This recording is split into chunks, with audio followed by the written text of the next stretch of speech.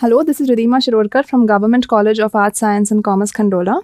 We are looking at social psychology, which is the DSC for semester 3, Social Psychology 1. The module basically is the definition, scientific nature, and main ideas involved in social psychology.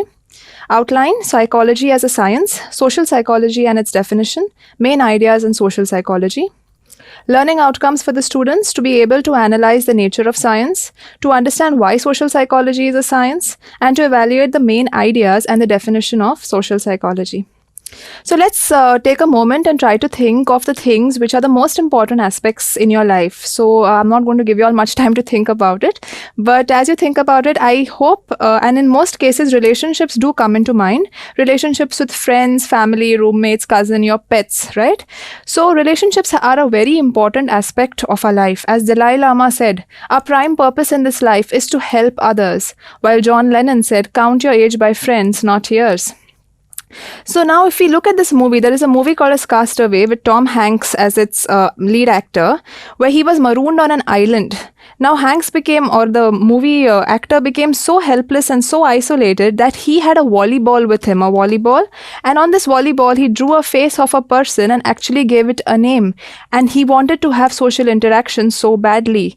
He tried his best to then move from this island and get into some sort of a civilization. This shows us that the need for interaction is extremely essential for human beings, and finally man is nothing but a social animal. So what exactly is social psychology? It is a scientific field that tries to understand the nature and causes of individuals' behavior, feelings, and thoughts in social scenarios. So we are looking at how an individual behaves, how an individual feels, and how an individual acts in a social situation, right? Another way to understand it is to see how our behavior, feelings, and thoughts get influenced by the social environments that we live in. Now, you all may be wondering that physics is a science and maths is a science, then why is social psychology also a science? Now, when we look at science, science has got two basic things. There are a set of values and there are methods used to study certain topics. When a particular field adopts these two aspects, it is said to be a science. Yeah. So this is the valid question to see if a field is a science or not. Does it have a set of values and does it use certain methods to study the topics? Now, social psychology is committed to certain values, right? So the first value is that of objectivity, where we evaluate information in an unbiased manner. That means the researcher or the observer who's trying to gather information is not tainted and biased by his or her own views. So if I'm trying to observe if girls are more talkative than boys, I should not have the preconceived notion that yes, girls are more talkative than boys. That means I will try to collect information to prove my particular notion, right? The method of collecting data and information should be extremely accurate and precise. I should not be making any error in this. So objectivity has to be there and accuracy has to be there. There has to be skepticism. That means we have to be able to verify the findings before accepting them. Other researchers should be able to replicate or repeat your particular design of study. And you should be, as a researcher, open-minded, which means that if there are any changes in your finding, if a researcher has proved your finding otherwise, you should be able to accept it. So in social psychology, the values basically used are objectivity, accuracy, skepticism, and open-mindedness. So why do we actually require a scientific approach in social psychology? Firstly, let's look at the inconsistencies which are there and the commonsensical notions which people have. Distance makes the heart fonder.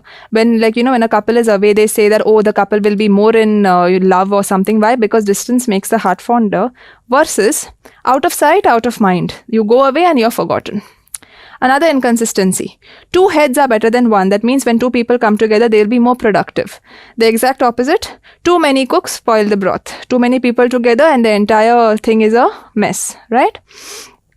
So like this, there are various inconsistencies. There are various faults and biases in people's mind. Like for example, think of a time when you said that, okay, this particular assignment I have to do, I will take just about a week to finish it. But in reality, you have taken around 2 weeks to finish that assessment.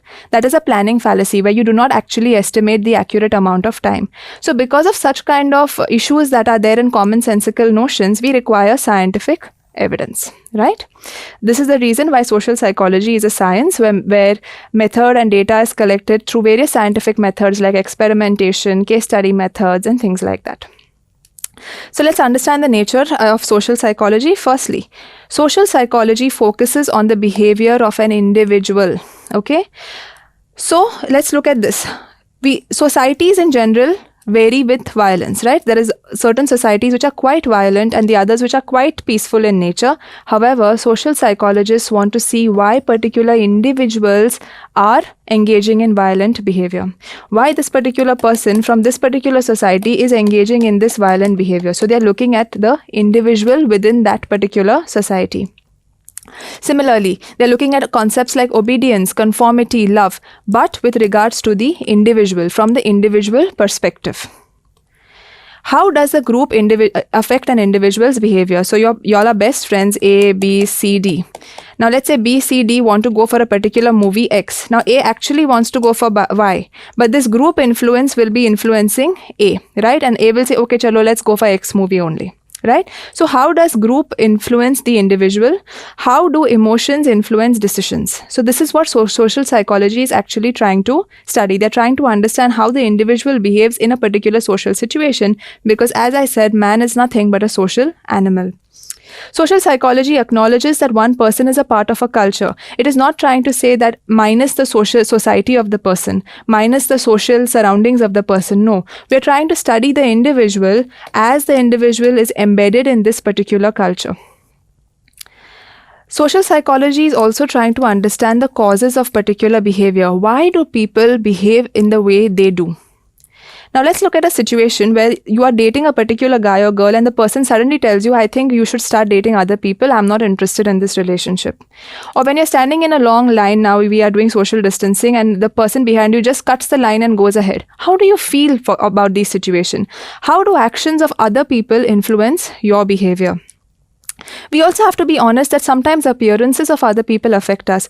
We behave quite differently towards people who are older, whereas people who are younger, we behave quite differently. So actions and characteristics of other people influence us. Reflect on this particular question. I do not want an answer. Do you behave differently towards people belonging to different ethnicities? You can think about this later. Okay, now let's look at a scene to understand cognitive processes and how they play a role.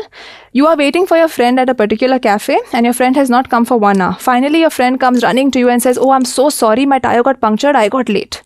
Scene 2. You're waiting for your friend at a restaurant, 1 hour has passed, your friend comes and says, oh, I'm sorry, man, I just actually forgot I had to meet you. How will you react? How will you start thinking of this person? So both situations will cause you to think very differently of the situation, and this shows us that cognitive processes are into play. Now, we try to make sense of people by attributing their behavior to either their traits, they are like this only, the person has this trait, that's why the person behaved like this, or because of the environment. Oh, it was raining, because of which my friend got late, it's okay. Or my friend is lazy, always the person does this. Yeah. So when I'm saying lazy, I'm attributing it to a trait. When I'm saying, oh, it was raining, I'm attributing it to the environment. Let's look at environmental variables. Physical surroundings influence people. When it is extremely hot, we tend to get irritable. When the weather is pleasant, we are in a pleasant mood. Biological factors. So there were psychologists who previously felt that biology does not influence the way individuals behave, but today we know that there is a biological link over here. It is seen that if a person experiences stress in life, it can cause neurobiological changes, and this can thus influence a person's psychological well-being. So we are seeing that biology also does influence the way individuals react. Let's look at the evolutionary perspective. Species have been subjected to biological variation, and thus there are evolutions in psychological mechanisms. We must remember that we do not inherit patterns, we inherit certain tendencies only. So for example, when we choose partners, we generally choose people who are a little more well-built and, who so-called look attractive. This is mainly because genetically we associate this with stronger immunity and we want our partner to be healthy. So this is the evolutionary way on why we behave in a particular way. So let's look at our culture. The Playboy magazine is quite a popular magazine, in the Western world. And in this magazine, 33% of the female models and 20% of the male models are anorexic. That means they are so lean that they look quite unhealthy and they seem to have an eating disorder called as anorexia. Looking at this, many individuals in this culture have this need to become thin. Thus, this is how we are seeing how culture starts influencing an individual's behavior. So, in sum, we see that social psychology adopts a scientific approach to understand various aspects of behavior and why an individual behaves so in a social situation. So, social psychology is firstly a science that we have established, and also how an individual behaves in a social situation is what we are trying to understand through social psychology. This is a reference which I have mainly used for this particular module. I hope it is clear to you all. Thank you and have a really good day.